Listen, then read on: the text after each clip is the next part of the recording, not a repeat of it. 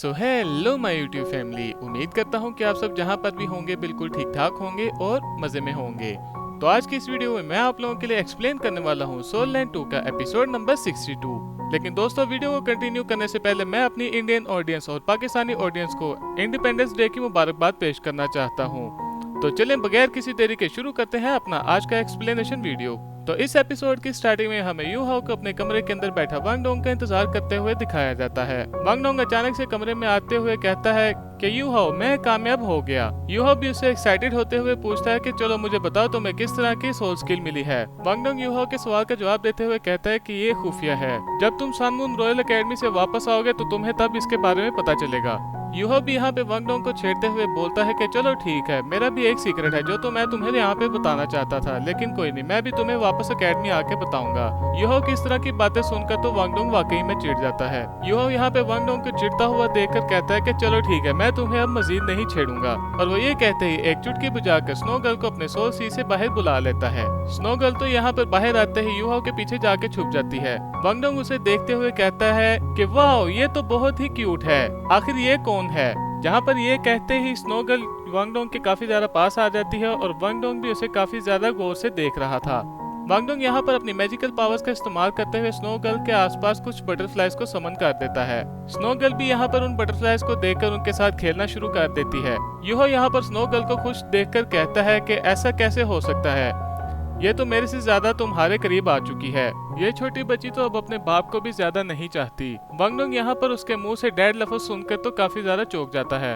वांग Dong तो यहाँ पर गुस्सा होते हुए यू हाओ से सवाल करते हुए पूछता है कि मुझे बताओ आखिर ये तुम्हारी बेटी कब हुई। यू हाओ यहाँ पर वांग डोंग को शांत करवाते हुए कहता है कि तुम्हें ज्यादा एक्साइटेड होने की कोई जरूरत नहीं, मुझे यहाँ पर तुम्हें कुछ बातें बतानी थी, लगता है कि तुम्हें वो सारी बातें बताने का वक्त आ चुका है। और वो ये कहते ही यू हाओ यहाँ पर वांग डोंग को स्नो गर्ल के बारे में सब कुछ बताना शुरू कर देता है। दूसरी तरफ सीन शिफ्ट होकर यहाँ जंगल में मौजूद मास्टर टाइटियन पर आ जाता है, जो कि काफी ज्यादा गुस्से में दिखाई दे रहे थे। मास्टर न्यूटियन यहाँ पर मास्टर टाइटियन के पास आते हुए सवाल करते हुए पूछते हैं कि क्या तुम्हें अभी भी यू हाओ और छोटी बच्ची से हारने पर गुस्सा है। मास्टर टाइटियन यहाँ पर उनके सवाल का जवाब देते हुए कहते हैं कि मैं अब पहले से काफी बेहतर महसूस कर रहा हूँ। मास्टर टाइटियन का ये जवाब सुनकर तो मास्टर न्यूटियन हंसते हुए कहते हैं कि गुस्सा होना अच्छी बात है। दूसरी तरफ सीन शिफ्ट होकर यहाँ पर वांग डोंग और यू हाओ पर आ जाता है। वांग डोंग तो यहाँ पर यू हाओ से कह रहा था कि तुम्हारे पास अब वाकई में 3 नॉर्दर्न किंग्स में से तो 2 तो मौजूद हैं। यू हाओ, मुझे लगता है कि तुम्हें अपने इस सोल सीक्रेट को अभी आगे लेकर चलना चाहिए। यू हाओ भी यहाँ पर वांग डोंग की बातें सुनकर कहता है कि मेरा भी बिल्कुल ऐसा ही मतलब है। इसके बाद यू हाओ यहाँ पर वांग डोंग से कहता है कि हो सकता है कि सोल से पास थ्रू करने के बाद मैं सोल मास्टर और सोल बीस्ट के दरमियान तनाज़ात को हल कर सकूं। यू हाओ के इस तरह की बात सुनकर वांग डोंग भी पीछे से जवाब देते हुए कहता है कि हमारा हाओतियान सेक्ट हमारी जरूर मदद करेगा। इसके बाद सीन शिफ्ट होता है और हमें यहाँ पर हाओतियान सेक्ट के बाहर यू हाओ और वांग डोंग को वापस जाते हुए दिखाया जाता है, जहाँ पर वापस जाने से पहले वांग डोंग यहाँ पर अपने अंकल से मिल रहा था। मास्टर टाइटियन यहाँ पर वांग डोंग के हाथ में एक पोटली सी थमा देते हैं। उस पोटली को लेने के बाद यहाँ पर वांग डोंग उनसे गले लग के मिलता है, जहाँ पर मास्टर न्यूटियन से गले लगते ही मास्टर न्यूटियन उसे उसका ख्याल रखने के लिए कहते हैं। वो उसे कहते हैं कि कॉलेज पहुंचने के बाद अपना ख्याल रखना। इसके बाद मास्टर टाइटियन यहाँ पर वांग डोंग को कहते हैं कि चलो वो अब तुम्हारा इंतजार कर रहा है। वांग डोंग तो यहाँ पर हाओतियान सेक्ट से बिल्कुल भी जाना नहीं चाहता था, इसलिए हम लोग देख पाते हैं कि वांग डोंग यहाँ पर काफी ज्यादा सैड हो जाता है। वांग डोंग के यहाँ से जाने के बाद यू हाओ भी अंकल को गुड बाय कह देता है। दोस्तों, वीडियो में आगे बढ़ने से पहले मैं आप लोगों से एक रिक्वेस्ट करना चाहता हूँ, अगर आपको मेरी वीडियो अच्छी लगती है तो वीडियो को लाइक करके चैनल को लाजमी से सब्सक्राइब कर देना। यू हाओ यहाँ पर अपने दिल में सोचते हुए कहता है कि हमें सफर करते हुए काफी देर हो चुकी, लेकिन आखिर वांग डोंग ने एक लफ्ज भी क्यों नहीं बोला। यह सब तो उसे काफी ज्यादा वियर्ड लग रहा था। यूं ही अचानक चलते चलते दोनों एक जगह पर रुक जाते हैं। वांग डोंग यहाँ पर पीछे की तरफ मुड़ते हुए यू हाओ से कहता है कि यू हाओ, हमारा सफर यहीं तक था, तुम आगे सन मून रॉयल एकेडमी चले जाओ और मैं यहाँ से शेक एकेडमी चला जाता हूँ। यू हाओ भी उसकी बात सुनकर हाँ में सर हिला देता है और वो उसे कहता है कि चलो ठीक है, मुझे अब यहाँ से चलना चाहिए। ये कहकर तो वो दोनों ही अपने अपने रास्ते पर चलना शुरू कर देते हैं। अचानक वांग डोंग यहाँ पर रुकते हुए यू हाओ से कहता है कि मैं तुम्हारा शेक एकेडमी में इंतजार करूंगा, हो सकता है कि मैं वहाँ पर अपनी सिस्टर से भी मिल पाऊँ। ये कहते वो यहाँ से काफी ज्यादा तेजी से आगे बढ़ना शुरू कर देता है। यू हाओ भी उसकी इस तरह की बातें सुनकर काफी ज्यादा हैरान दिखाई दे रहा था। यू हाओ के यहाँ से चले जाने के बाद वांग डोंग उस पोटली को बाहर निकालता है। फिर हमें फ्लैशबैक में वो सीन दिखाया जाता है जहाँ पर अंकल टाइटियन वांग डोंग से कह रहे थे कि इस लड़के ने हमारा टेस्ट पास कर लिया है। ऐसा लगता है कि मैं इसकी तजावीज़ को संभाल सकता हूँ। ये सब सोचते हुए वांग डोंग उस पोटली को काफ़ी ज़्यादा गौर से देख रहा था। ये सब सोचते ही वांग डोंग यहाँ पर चिल्ला के कहता है कि तुम बहुत बड़े बेवकूफ़ हो। उसकी आवाज़ से तो यहाँ पर एक एप्पल टूट के यू हाओ के सर पर आकर गिर जाता है। वो यहाँ पर अपने आप से पूछते हुए कहता है कि आखिर ये सेब कहाँ से आ गया। इसके बाद सीन शिफ्ट होता है और हमें सन मून रॉयल एकेडमी दिखाई जाती है, जहाँ पर हमें दिखाया जाता है कि यू हाओ काफ़ी ज़्यादा मेहनत कर रहा था और वो दिन रात लगातार मेहनत करके नई नई चीज़ें इन्वेंट कर रहा था। अब यहाँ पर हमें 2 साल बाद का सीन दिखाया जाता है, जहाँ पर तो यू हाओ का अब स्टूडेंट एक्सचेंज प्रोग्राम भी ख़त्म होने लगा था। इसके बाद हमें दिखाया जाता है कि यू हाओ अपने हाथ में बुक्स पकड़कर अपने ही कमरे में आया हुआ था, जहाँ पर वो बुक्स को बेड के ऊपर रखते हुए सोचता है कि आखिर अब 2.5 साल स्टूडेंट एक्सचेंज प्रोग्राम खत्म होने लगा है। मुझे नहीं पता कि वहाँ पर सब लोग किस तरह होंगे। और वो यहाँ पर श्रेक एकेडमी की यूनिफॉर्म को देखते हुए सोचता है कि श्रेक एकेडमी, मैं वापस आ रहा हूँ। इसके बाद सीन शिफ्ट होता है और हमें यू हाओ को एक जगह पर चलते हुए दिखाया जाता है, जहाँ उसे रास्ते में जी जूशिन भी मिल जाता है। यहाँ पर यू हाओ भी उसे कहता है कि तुम मेरा इंतजार कर रहे थे, जहाँ पर जी जूशिन को भी पता था कि यू हाओ का स्टूडेंट एक्सचेंज प्रोग्राम अब खत्म होने वाला है। वो यहाँ पे यू हाओ को बताता है कि तुम अब इस यूनिफॉर्म को छोड़ रहे हो। यू हाओ भी उसे कहता है कि स्टूडेंट एक्सचेंज प्रोग्राम अब खत्म हो चुका है, मैं कल वापस चला जाऊंगा। यू हाओ की ये बात सुनकर जी जूशिन उसे कहता है कि चलो एक आखिरी लड़ाई करके देख लेते हैं, मैंने यहाँ पर तुमसे काफी कुछ सीखा है। वो यहाँ पर यू हाओ से रिक्वेस्ट करते हुए कहता है कि तुम जाने से पहले मेरे साथ एक सीरियस होकर मैच करो। इसकी बात सुनकर तो यू हाओ भी इसके लिए राजी हो जाता है।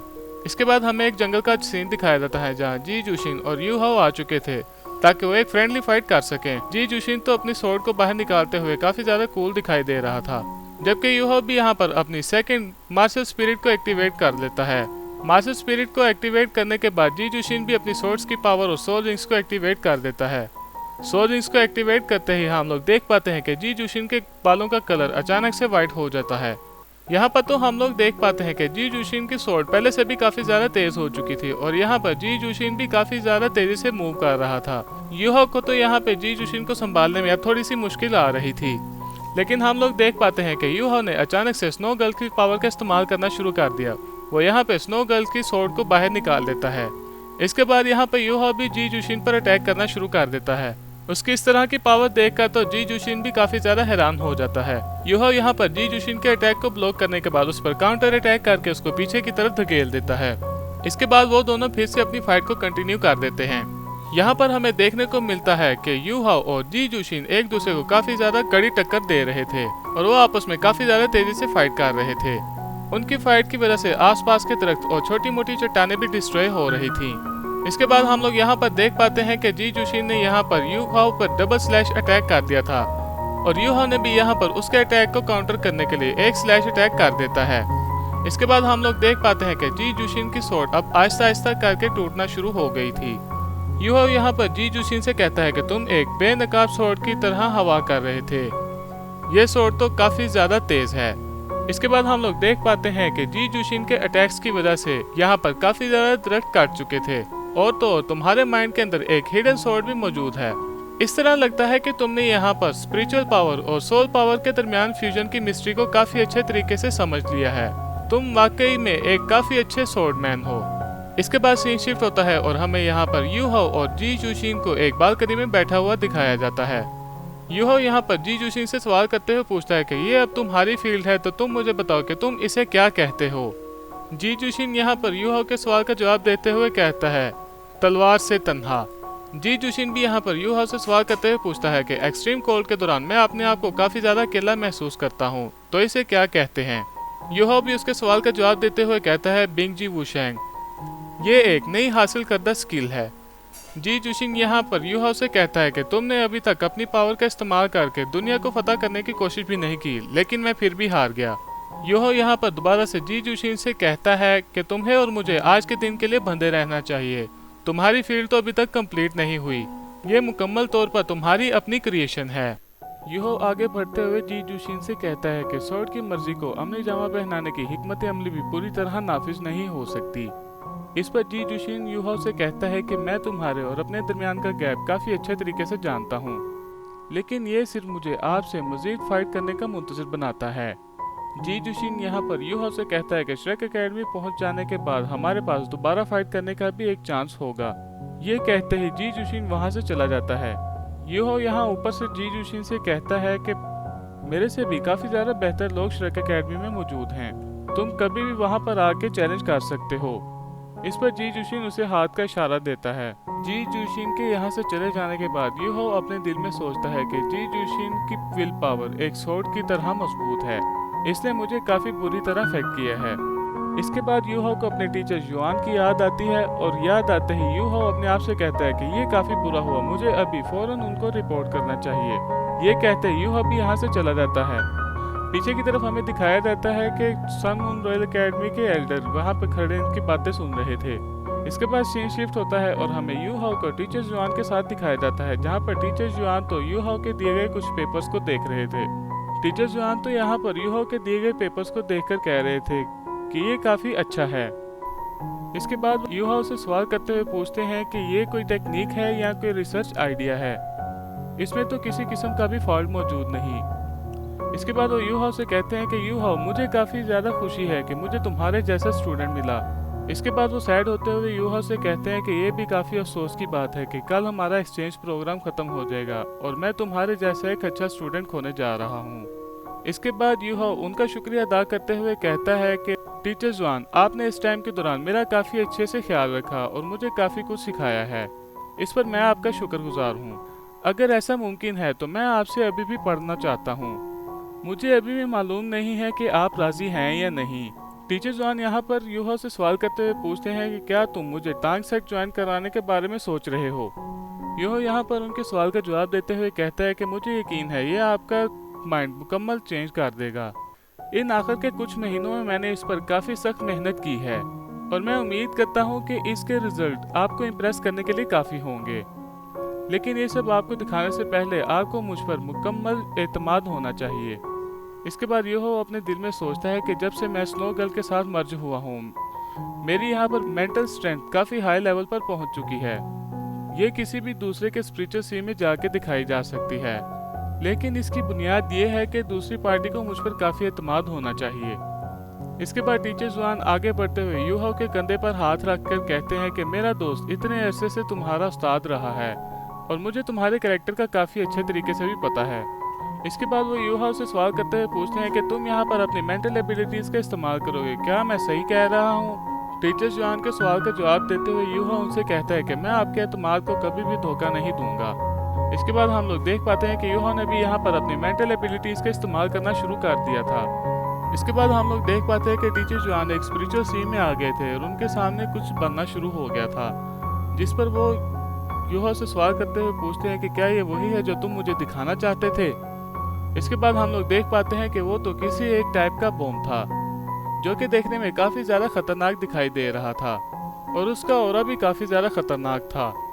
ये एक लेवल 9 का सोल गाइडेंस बम था, लेकिन ऐसा तो मुमकिन ही नहीं कि लेवल 8 पर रहते हुए आप लेवल 9 के किसी भी बम को बना सको। टीचर जुआन तो यहाँ पर लेवल 9 का सोल गाइडेंस बम देखकर काफ़ी ज़्यादा हैरान दिखाई दे रहे थे। ये लीथल सोल गाइडेंस लेवल तो यहाँ पर एम्पायर के टॉप एल्डर्स के हाथ में है। इसके ब्लास्ट का इम्पैक्ट यहाँ पर इतना ज़्यादा खतरनाक होगा कि यह पूरे के पूरे सन मून कॉलेज को तबाह कर सकता है। यह सोचते हुए वो तो यहाँ पर चौंक जाते हैं और वो यहाँ पर यूहो से कहते, ये तुमने आखिर किस तरह हासिल किया है, क्या ये तुमने खुद बनाया है। वो यूहो से यहाँ पर काफ़ी ज़्यादा हैरान होकर सवाल कर रहे थे। यूहो हाँ में सर हिलाता है और उन्हें कहता है कि ये घोस्ट सोरो कहलाता है। यूहो यहाँ पर उन्हें कहता है कि आप इसके बारे में इतने ज़्यादा मत सोचिए, ये तो सिर्फ एक शेल है। टीचर जुआन यहाँ पर यूहो को बताते हैं कि सोल गाइडेंस वेपन जिनका लेवल यहाँ पर लेवल 7 से ऊपर होता है, उनके पास उनकी अपनी सोल होती है। इसके बाद टीचर जुआन यूहो से कहते हैं कि इस सोल गाइडेंस कैनन बॉल का तो ऑरा काफ़ी ज़्यादा यूनिक और काफ़ी पावरफुल था, ये फेक नहीं हो सकता। इसके बाद यूहो अपने दिल में सोचता है कि मेरी मैजिकल पावर के इस्तेमाल की वजह से टीचर जुआन यहाँ पर उसके इनकम्प्लीट होने के सीक्रेट के बारे में नहीं जान सके। इसके बाद यूहो यहाँ पर अपने दिल में सोचते हुए कहता है कि मुझे यहाँ पर लेवल 70 तक पहुँचने के लिए इंतजार करना होगा। इसके बाद मैं इस कोर अरे के इंस्क्रिप्शन को मुकम्मल कर लूँगा। इसके बाद टीचर जुआन यहाँ पर यूहो से कहते हैं कि मैं तुम्हारे जैसे जीनियस को अभी तक भी समझ नहीं पाया, लेकिन तुम मुझे यहाँ पर बताओ कि तुम आखिर लेवल 7 पर होने के बावजूद भी तुमने ये काम किस तरह अंजाम दिया। इसके बाद यूहो यहाँ पर अपने टीचर से कहता है कि बेशक ये बिल्कुल इम्पॉसिबल है, लेकिन ये सब मेरा टांग सेट कर सकता है।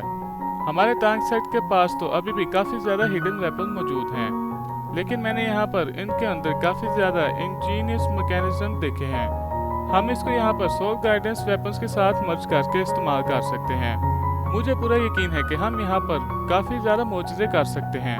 ये कहते हुए यूहो तो काफ़ी ज़्यादा कॉन्फिडेंट दिखाई दे रहा था।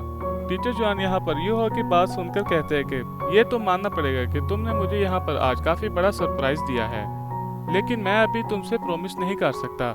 लेकिन क्या तुम मुझे यहाँ पर इस ड्राइंग की एक कॉपी दे सकते हो? मैं तुम्हारे साथ यहाँ पर अपनी किसी भी रिसर्च के ऊपर ट्रेड कर सकता हूँ। यूहो यहाँ पर अपने टीचर जॉन से कहता है कि मैं आपके बारे में काफ़ी ज़्यादा तारीफ़ें करता हूँ। ये आपका सोल गाइडेंस वेपन के लिए प्योर प्यार है, और मैं आपके कैरेक्टर को भी काफ़ी अच्छे तरीके से जानता हूँ कि आप आखिर यहाँ पर क्या करना चाहते हैं। यूहो के मुंह से इस तरह की बातें सुनकर तो टीचर जॉन भी हैरान हो जाते हैं, और उन्हें एक फ्लैशबैक आता है कि जब वो हॉल मास्टर के पास गए थे, जहाँ पर वो हॉल मास्टर के पास खड़े थे और वो उनसे सवाल करते हुए पूछ रहे थे कि आखिर मेरी वो दरख्वास्त कब अप्रूव होगी जो कि मैंने यहाँ पर सिविलियंस के लिए सोल गाइडेंस वेपन बनाने के लिए दी थी। हॉल मास्टर यहाँ पर उनके सवाल का जवाब देते हुए कहते हैं कि इस मामले में अभी कोई भी जल्दी नहीं। इसके बाद वो यहाँ पर उनसे सवाल करते हुए पूछते हैं कि आखिर सील्ड बेबी बोतल पर रिसर्च कैसे जा रही है। प्रिंस यहाँ पर इस टेक्नोलॉजी को लेकर काफ़ी ज़्यादा पुरुमीद हैं, ताकि हम लोग इसको जितना भी जल्दी से जल्दी हो सके इसे अपने बैटल फील्ड में वेपन के तौर पर इस्तेमाल कर सकें, ताकि हमें ज़्यादा से ज़्यादा फ़ायदा पहुँचे। हॉल मास्टर की तो इस तरह की बातें सुनकर यहाँ पर टीचर जॉन को काफ़ी ज़्यादा गुस्सा आ रहा था। इसके बाद टाइम दोबारा से प्रेजेंट में आ जाता है। टीचर जॉन यहाँ पर यूहो से कहते हैं कि मैं हमेशा से सोल गाइडेंस वेपन की अहमियत के बारे में सोचता रहा हूँ, ताकि मैं इसे ह्यूमन सोसाइटी के अंदर प्रमोट कर सकूँ। इसके पीछे कोई भी फोर्स मैटर नहीं करती। मैं तो यहाँ पर इस बारे में भी सोचता हूँ कि आखिर हम लोग किस तरह इसका इस्तेमाल करते हुए सोल मास्टर को काफ़ी पावरफुल बना दें। जिस पर यूहो उन्हें कहता है कि मैं आपको यकीन दिलाता हूँ, तांग सेट इस तरह बिल्कुल भी नहीं करेगा। क्या आपको अभी भी ज़ू कोड बालिस्ला का पता है? अगर यहाँ पर तांग सेट सिर्फ सोल मास्टर्स के लिए वेपन ही बनाना चाहता तो ये ज़ू शेन के लिए एक क्रॉसबो भी हो सकता था, और इसके अंदर काफ़ी ज़्यादा पावरफुल कोर अरे भी मौजूद होनी थी। इस पर टीचर जॉन यूहो से कहते हैं कि मुझे इस पर सोचने के लिए अभी मजीद वक्त चाहिए। यूहो यहाँ पर उन्हें कहता है कि जब तक आप चाहें, तांग सेट के दरवाजे आपके लिए हमेशा के लिए खुले हैं। इसके बाद सीन शिफ्ट होकर यहाँ पर दूसरी तरफ हॉल मास्टर पर आ जाता है, जहाँ पर एक टीचर आते हुए हॉल मास्टर से कहते हैं कि हॉल मास्टर, कल हमारा मैपल लीफ सिटी के साथ एक एक्सचेंज प्रोग्राम अरेंज हो चुका है। जिस पर हॉल मास्टर उन्हें जवाब देते हुए कहते हैं कि ये काफ़ी अच्छा है, हमें तब तक इंतज़ार करना होगा जब तक यहाँ पर सन मून एम्पायर के अंदर से वो स्टूडेंट्स नहीं चले जाते। इसके बाद वो यहाँ पर यूहो के बारे में सोचते हैं, और इनकी इसी सोच के साथ हमारा ये वाला एपिसोड भी यहीं पर ख़त्म हो जाता है। Thank you so much for watching.